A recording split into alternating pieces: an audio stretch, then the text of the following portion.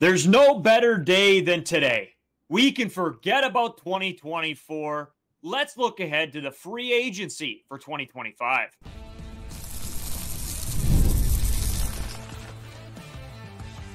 You are Locked On Blue Jays, your daily Toronto Blue Jays podcast. Part of the Locked On Podcast Network, your team every day. Welcome back to Locked On Blue Jays. Thank you for making Locked On Blue Jays your first listen every day. We are free and available wherever you get your podcasts and on YouTube, part of the Locked On Podcast Network, your team every day. You can start the season with a big return on FanDuel. New customers can place a $5 bet, and you'll get started with $150 in bonus bets if you win your first $5 bet. Visit FanDuel.com to get started. As always, I'm Braden Iwasko. He's Carter First. You can find us on Twitter, Braden5Iwasko, Carter First too, as well on Instagram and TikTok at Locked On Blue Jays. If you are new here to YouTube or listening anywhere else, make sure you head over to the YouTube page. Drop that subscribe button for us. It really does help us out. It's free. You might as well. If you're going to be watching all these anyway, you might as well do it. Link is in the description for the Discord channel. We have one. We can hop on there, talk Blue Jays all the time. It's just easier to get connected with all of you guys. A lot to get into today. I sort of speed ran that intro there because it's a packed episode. There's a lot of free agency talks to go around. We're not going to get into player specifics today because there are a lot of names on the market and a lot of guys to go over and if they'll be fits or not. Today, we're going to talk about specifically for the Toronto Blue Jays. How much money do they have? How much are they spending next year? What do the Blue Jays need positionally? How many more bats do they need? And just sort of everything in general. And in the third segment, we'll also talk a little bit about the World Series going on right now. Oh, Carter, that was a lot. Where do you want to start, my man? I mean, we could start on the money talks. We can start positional needs. I mean, I had to pick one. Yeah, I guess we'll start with how much money the Toronto Blue Jays are looking to spend this offseason. So to start with this, there's no salary cap in the MLB. You can, in theory, spend as much money as you want. You could pay for anyone you want in the league. But there is some disadvantages to doing that, and it really just comes down to money. So there's a thing called luxury tax in the MLB, and pretty much what this is it's a flat rate. It gives you a certain dollar value. So this year it's $241 million. So if a team goes above that luxury tax, they get taxed on any contract that is above the $241 million. So the Toronto Blue Jays usually sit underneath the luxury tax. Some teams go one up. So like if you're the New York Mets, the Los Angeles Dodgers, you don't really care about the luxury tax. It's just a thing that's kind of there. So with the Toronto Blue Jays, a lot of people are like in history, Toronto Blue Jays have not gone over this luxury tax very often. So we're thinking, again, they're going to follow this same suit, especially with the same management. So the Toronto Blue Jays are looking like they're going to spend under $241 million. But Braden, what are they at before the arbitration talks and after the arbitration talks? Yeah, so the active rosters or total adjusted payroll allocations is $122,564,000. Give or take a couple dollars, which sits at 13th in the league. Then they have projected arbitration card. Projected arbitration is what they expect to pay their guys that are going into arbitration. And that is set at $61 million. And then there's something called projected pre-arbitration. Now, this is like your bonus pool, what you're going to have to give out in bonuses. And that's set at just over $7 million, putting them at a total of $191 million. Pretty close on the dot there. So, Carter, in saying that, right, we talk about that the Blue Jays probably won't go over that luxury tax. So you're looking at probably around $50 million for the Blue Jays to spend in free agency. Now, I know what everybody's thinking. Seems like a lot of money. But if you're going after a guy like Soto, just to put one out there, his contract is probably looking at $40 million. So there you go. That's one big name right there. That could pretty much blow your entire budget for this offseason. So, Carter, when we're talking about that, how much are the Blue Jays going to really pinch pennies on a lot of these players? Yeah, and with the arbitration, it's all projections. Again, things can go up, things can go down. So it's just where we think, where the experts project that the Toronto Blue Jays are going to be at the end of this tax bracket and the arbitration talks. One good thing about the Toronto Blue Jays is they did not go over the luxury tax last season. The way the luxury tax works, that if you do it in consecutive seasons, the penalty gets worse. So if they're over $241 million, they get taxed 20% on anything over that. So say they had a $251 million payroll, they would get taxed at 20% on $10 million, and that would be $2 million that have to come out of Rogers' pocket. So it just kind of comes down to how cheap is Rodgers? How much do they want to spend on their team? Do they want to kind of just throw money away? Obviously, money runs the world, so they're not going to be too inclined to just throw money away and just pay a $2 million tax. But the problem with this is we look at the Toronto Blue Jays. When we look at their roster, we look at the $50 million per se that they do have to spend. Is that going to be enough to bolster this team when you have multiple positional needs, where you have no power bats other than Vladimir Guerrero Jr. realistically? You don't have a bullpen. That bullpen is in shambles right now. There's a lot of moves this team has to make. And my argument, and I'm going to do this talking point of this segment, is $50 million enough? Are we going to, if we don't go over that luxury tax, is it even going to matter when you look at the likes of the New York Yankees, the Los Angeles Dodgers, obviously in the World Series, a lot of other competitive teams, the Houston Astros, the Baltimore Orioles, teams like that, San Diego Padres in the NL as well. Do we match up well against these teams, even if we do spend this entire $50 million in this offseason? Carter, to be honest with you, I don't necessarily believe that they have to spend over the $50 million. I think there are names you can get that'll do the job. Yes, they won't be your Juan Sotos, your Aaron Judges, but we're looking at guys possibly like, I've mentioned his name before, Anthony Santander, that you could get. Still have some money to get another bat and bullpen. That would be something that you could look at. Some guy that's a strong batter, maybe not the best defensively, but can get the job done in the batter's box. And that doesn't, you're not having to pay an exponential amount of money to. I think it is possible. But if you're looking to find the big names within the MLB, then you are looking at, you're going to have to go over that. Do I think they will? No, I don't think they will. I think I've seen how this Blue Jays management team has tried to run teams, and I just don't fully believe that they're going to go after the big fish this year. I think that there'll be a lot of those, I think, better than last year, because I think they've learned their lesson a little bit. But I think it'll be more of those middle tier, not your say it's, it's your S tier guys. It's not the S tier guys. It's like your B tier guys, where they're really good players still, but they're not those household names that bring in the big bucks. So that is sort of where I'm thinking they're going to land this season when it comes to money. And again, if history follows, Toronto Blue Jays, again, they haven't really paid out max contracts. And when we look at, again, I'm going to compare this to the Dodgers and the Yankees, because the ultimate goal is to make the World Series and to win the World Series. So you're going to have to compete with the best teams in the league. When we look at the Toronto Blue Jays, for example, if they were to sign Juan Soto, obviously we would be over the moon. But does Juan Soto put this team over that hump when you still have multiple other positional needs? Looking at the Toronto Blue Jays OPSs, just for example, the league average of OPSs is 711, so 711. Toronto Blue Jays had Vladimir Guerrero Jr. over that at 940, Nathan Lucas in 24 games. How much you taking away from that? 818. Spencer Horwitz, 790. You had Will Wagner in 24 games at a 788. Then you had IKF and Justin Turner when they played half the season for your team, slightly above that. So realistically, you had two full-time players that played over 25 games that had an above league average OPS. When we look at the Los Angeles Dodgers, again, they have all these superstars. I'm not saying the Toronto Blue Jays have to exactly match the Los Angeles Dodgers.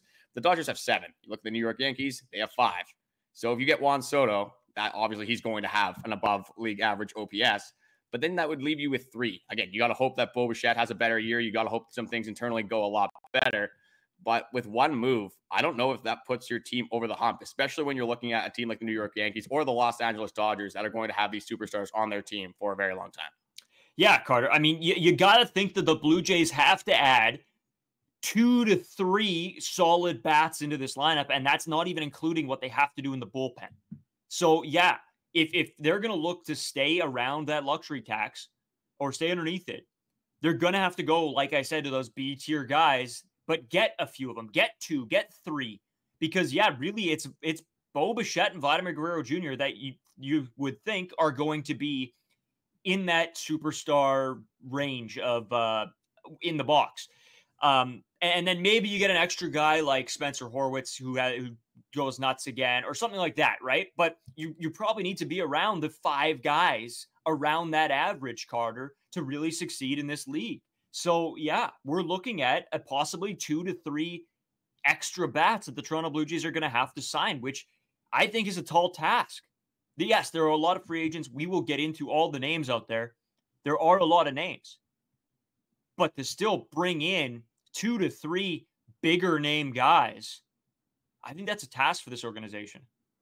Well, and you have prospects within your organization that you do hope that turn out, but that's all it is. It's hope. Now, you don't have the fundamental success in your roster. You don't have that 2, 3, 4 years of success. You have guys that have played under 100 games in their entire MLB careers. So is that something you're going to want to rely on? Again, you want some of the guys, obviously, internally to have better seasons. You want guys to progress.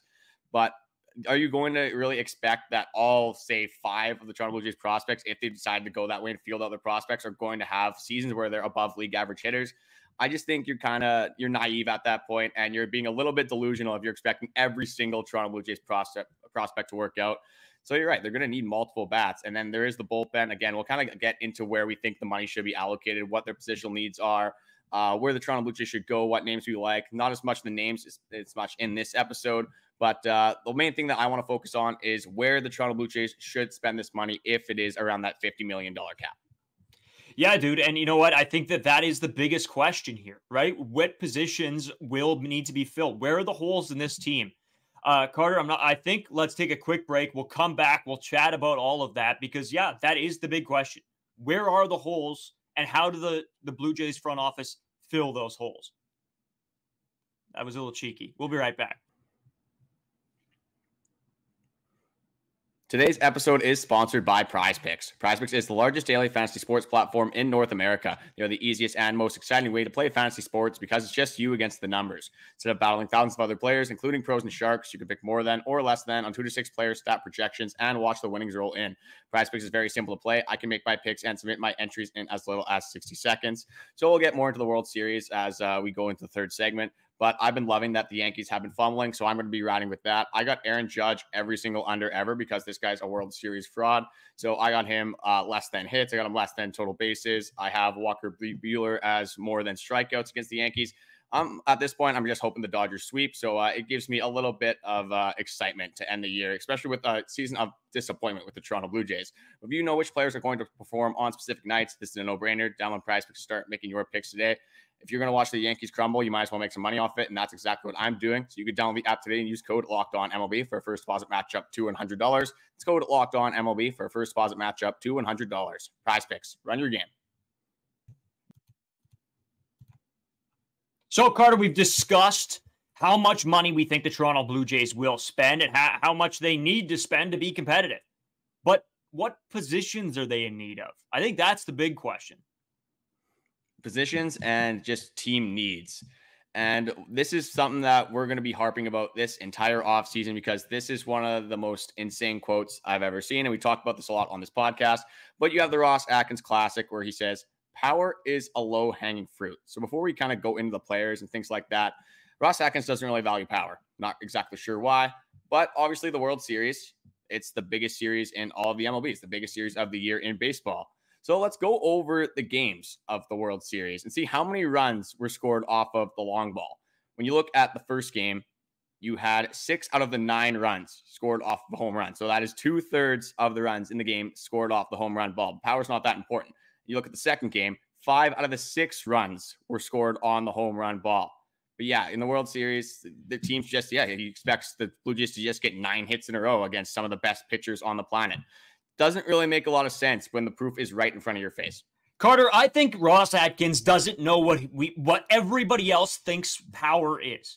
Power is not the guys who are going to go up and hit 1 home run every 10 at-bats. That's not what we're asking for. We're asking for high OPS guys that can drive in runs. It doesn't have to be the solo shots that you go up there and expect them to hit. That is not the power we're talking about. The power we are talking about is OPS. That's what matters. OPS is what dictates power. That is what we mean by power.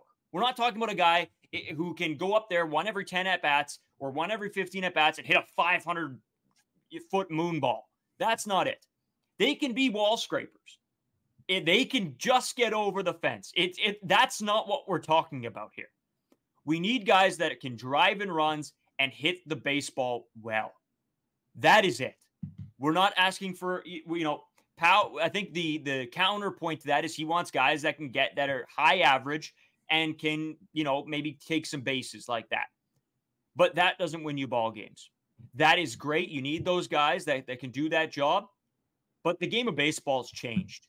Power isn't just the home run ball that you expect this guy to hit once in a while. No, power and everything like that, that's all encompassing now.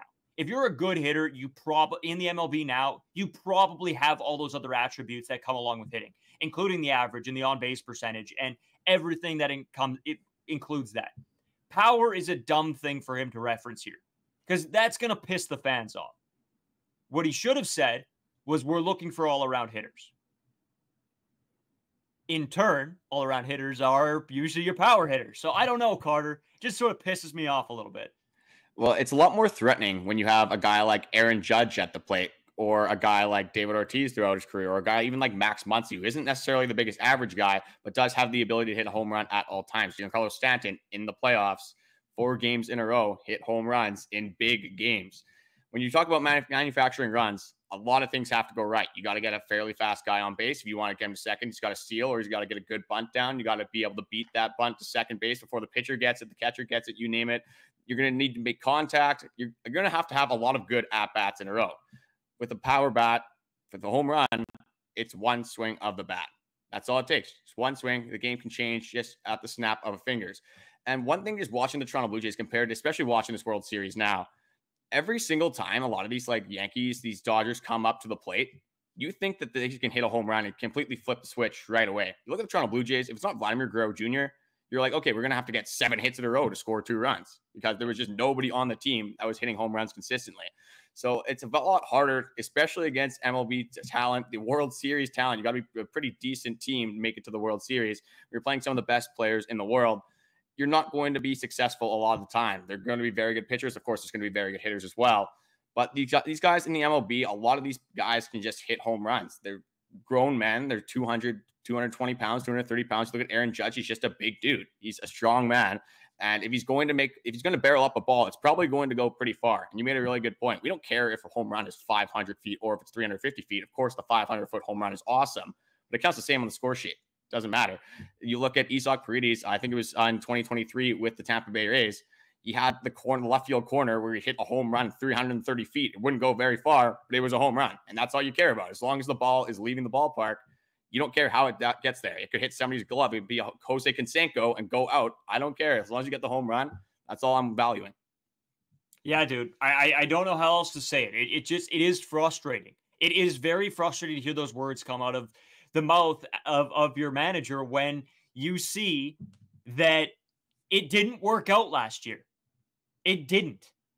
And so why would you not try to go into the direction that all of these teams that are winning games are going? I don't get it. It's very frustrating.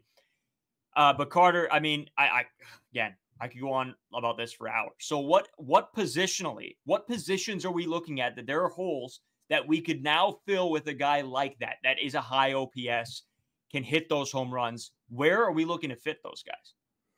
See, I'm a big Ernie Clement supporter, but if you're looking for a little bit more offense, you're looking for a little bit more power, Ernie Clement's not necessarily going to be that guy. I think this offseason, for a positional standpoint, you got to look at third base. Third base is, for me, the number one for the Toronto Blue Jays. They need to address this position. There's some guys on the market that we'll get into, not as much on this episode, but you do have some power hitting options, some guys that are all-around hitters that play good defense. Just to name one, Alex Bregman. That's a guy that I want the Blue Jays to at least take a look into. We had the Matt Chapman experience, obviously, with the contract, things like that. We weren't the biggest fans of the Matt Chapman contract, but that did leave a little bit of a hole at third base. And again, if it's a second base, if it's one position in the infield where you can kind of do this rotation where you can try these prospects out, you can try some of these guys without experience. But I think if we're at this point where you have 2 out of your 4 positions in the infield, whether you're first base, second base, shortstop, and third base, where there's guys that, again, have had under 100 career games in their MLB career, you're really hoping for things to work out very well. So I think if you get one more piece, whether it's third base, again, my second one would be second base. If you're not going to go to third base, one of these positions needs to be reinforced in this infield. You got to get a guy with a little bit more experience. Again, we don't need a guy with all the experience, and Justin Turner is 39 years old. Maybe more so a guy that's 30, 31, 32, somewhere in there, but a guy that's had experience at the plate, who has been consistent at the plate and can hit the long ball. Yeah, man. Third base that's the one we need. And we have some guys that comment on this podcast, and They're right. Third base is a hole. It is. And not saying that it's bad defensively. But again, we've said this time and time again that we'll take a little bit less on the defense so that guys can hit the ball. And I mean, yeah, that's a great point. You can't have two platoon positions in the infield. You just can't to be successful because you're looking at probably second base where you're going to throw Spencer Horwitz most of the time because you want him in the lineup. You want his bat, the ability to hit the long ball in the lineup. And when you look at Vlad, he'll be playing first. So the next position, Carter, or whatever you want to call it, is to get a very solid DH. You need a DH, and you need somebody that is that power hitter that can drive in runs. We don't need Alejandro Kirk to be our DH hitter, okay? We don't need Ernie Clement to be our DH hitter. It's not what we want. So the DH is my secondary, just somebody that can smack the baseball. Absolutely. And here is where you should be able to sell out for that power because you shouldn't value defense because they're not taking the field. The DH just hits. That's all they do. So that is absolutely a thing they need. Justin Turner was the DH throughout this year. Spencer Horwitz, not the worst DH, but I'd rather just stick him at second base. Again, if you wanted to give Vladdy some time off, you could DH as well. So maybe you do add a first baseman. Obviously, first baseman is one of the most historic positions to have those power bats. But that's going to be an interesting thing as well with just the direction that Ross Atkins has gone with the media. It doesn't seem like he's going to sell out for a guy that has 400, 500 slugging and probably not the highest average. This DH position is going to be very interesting, and it might be a season breaker, it might be a season turner. If Ross Atkins gets a below average bat for the DH position, and we have Alejandro Kirk, like Justin Turner type guy at our DH, things are not going to go that well offensively once again. Yeah, man, I don't know. To me, there's three positions here. We've covered two of them. The final one is just another outfielder. Somebody that can, again, isn't that great defensively, that can smack the ball. Yeah, it'd be great if they are good defensively, but I don't care. Dalton Varsho in center field will track down 90% of balls that you give him a chance to. As long as the fielder that we're going to get, it can hit the baseball and can stand under a fly ball and catch it, that's good enough for me. Yeah, we're at this point where, honestly, like, we just throw a guy, give him 20 feet of space, and just throw Dalton Varsho on that side, shading it, and he'll probably get 99% of the balls anyway. Yeah, exactly. You're exactly right. We don't need this guy that's going to make Dalton Varsho plays, these diving plays, tracking balls that nobody else is getting to.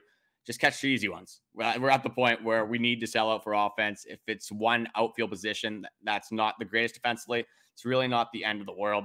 But it would be left field, assuming that George Springer returns to right field, assuming that Dalton Varsho is your center fielder. When you look at left field internally, you got Nathan Lucas, you got Davis Schneider. Are those two pieces, again, that you want to rely on down the stretch if you want a good offensive bat? You've seen some instances that Davis Schneider, you've seen some flashes. Nathan Lucas, you're not going to get the power bat there. You might get a little bit of average. You might get a little bit of speed, and obviously you'll get some pretty good defense. But this podcast is themed around a power bat. And it seems like every fan knows the Toronto Blue Jays need a power bat. Every fan likes to see home runs being hit, but Ross Atkins obviously has something against the home run ball. So I think to kind of sum this up, for me, it's third base or second base. Don't do both, but you have to do at least one of them. Then it's DH, and then obviously you do need the outfield. Again, if we're at this point and if you have Davis Schneider kind of starting there on opening day, I'm not going to love it, I'll say, but I'm not going to hate it either. I have seen what this guy can do. I do like the upside there. And I'm not done on this Davis Schneider experience yet. We're, of course, filming this a little late after our Halloween. We went out on Saturday night. So the words aren't wording as much as I want them to today. Yeah, I'm with you, dude. I'm with you. It was well, maybe we'll touch on the weekend a little bit. It was a good time. It's always fun around the Halloween socials. So, but no, I'm with you. I pretty much, I'm going to get into the whole Davis Schneider piece in a following episode, but I'm the biggest Davis Schneider supporter there might be, but I don't necessarily know if I have full faith in him. We talk about these guys that are proven. Davis Schneider isn't proven. He still has something to prove to all Blue Jays fans of what he can be, and if he can be that consistently. So yes, if he starts out as a bench bat to start the season, and they have somebody that can fill that role, for Davis Schneider, give him the opportunity to find himself a little bit. Yeah, you know, you can DH him some games, you can put him at 2, whatever you want to do, give him some at-bats, 100%, I'm down for that.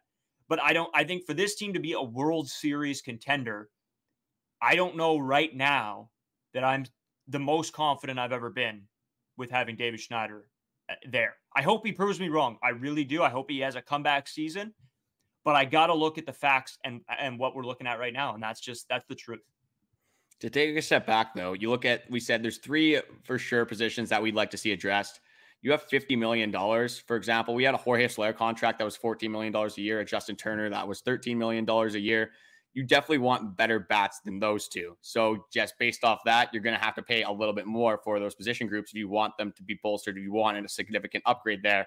You're not going to be able to afford a $23.5 million Teoscar Hernandez and then a $25 million Cody Bellinger because you're going to run out of money very quick. Again, with the bullpen, I'm not as much looking to see them pay out this huge contract. But again, I did say I want a high leverage bullpen arm as well, and that's going to cost about $10 million.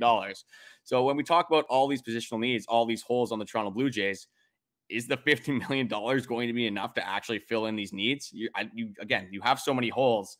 But again, you're going to have to take some risks. You're going to have to take some flyers. You're really going to have to be confident on some of these underrated guys that have breakout seasons. Well, Carter, I'm going to break it down right here for you. This is where I'll leave it at for me. You say you're probably going to need the $10 million bullpen arm. Okay, so you're at $40 million. You're probably going to sign somebody for around $26 to $27 million, ideally, for one of those positions. Then you take another $10 to $11 million to sign another one of those guys for that position, and then you have a couple $1 million left over for either an extra bullpen guy or 2 extra bullpen guys on lower deals.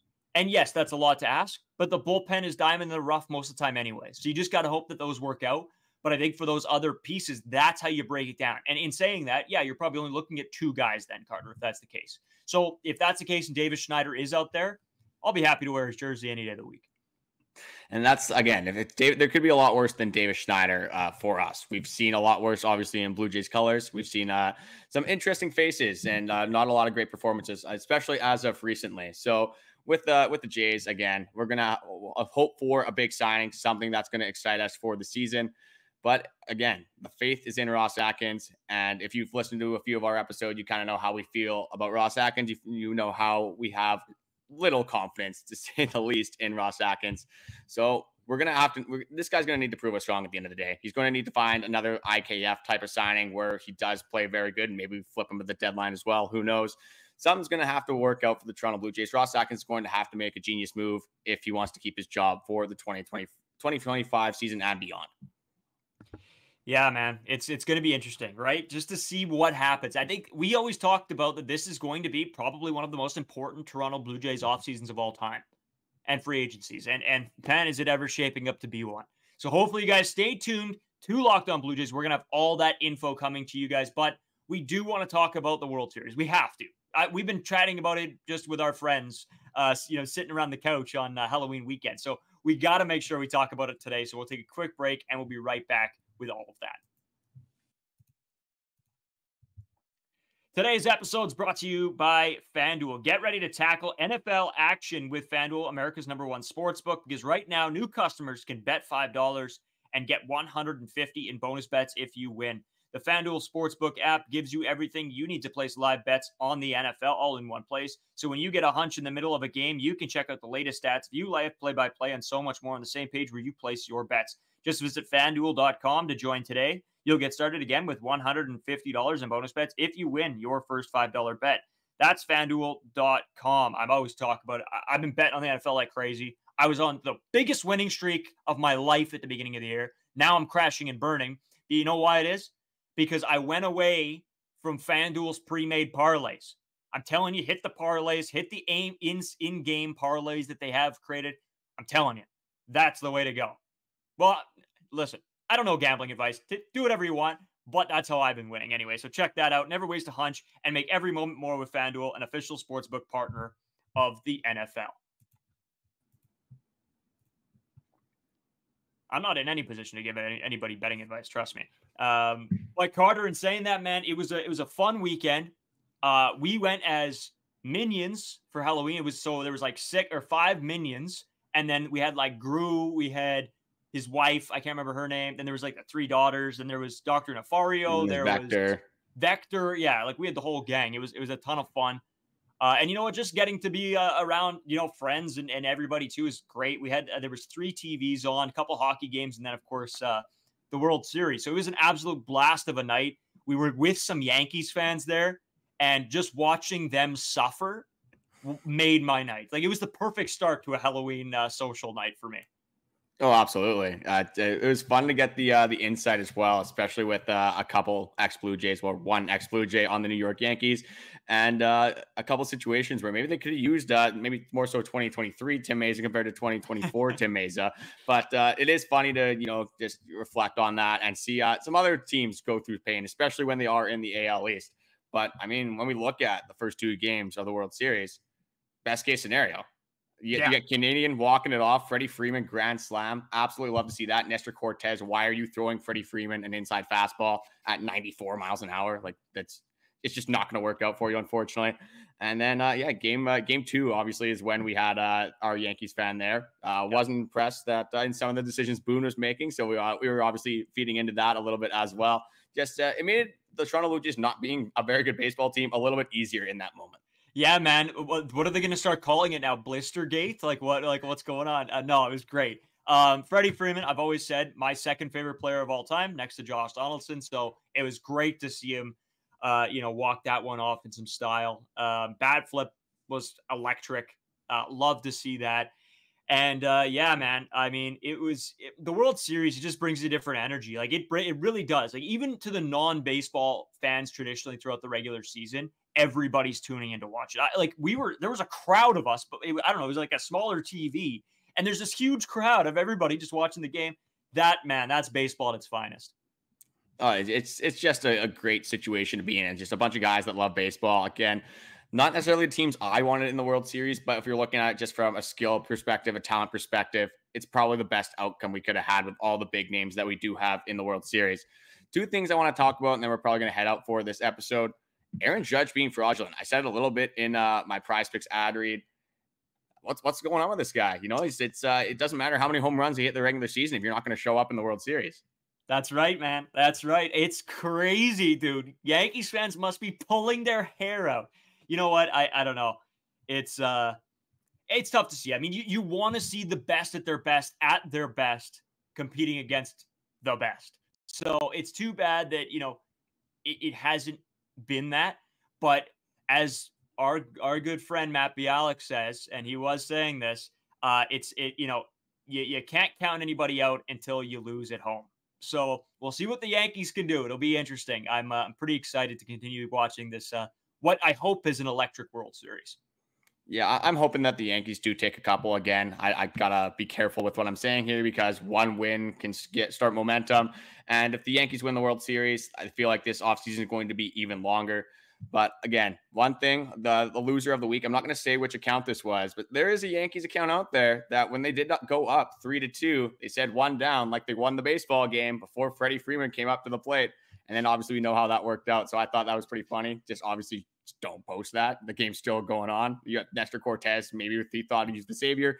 I don't think anyone else thought that. So that was funny as well. And the other thing was the fan interference on the Gleyber Torres hit. God. I just wanted to see the initial reactions there. Off the replay, I don't think it would have went out, but it was very close. So as you're a Dodgers fan in that moment, again, maybe you see a ball, you're like, oh, I want a World Series ball, a home run ball in a big moment. But you can't do that, obviously. No, I don't believe that it was going to go out. I really don't believe it. I think it was off the wall.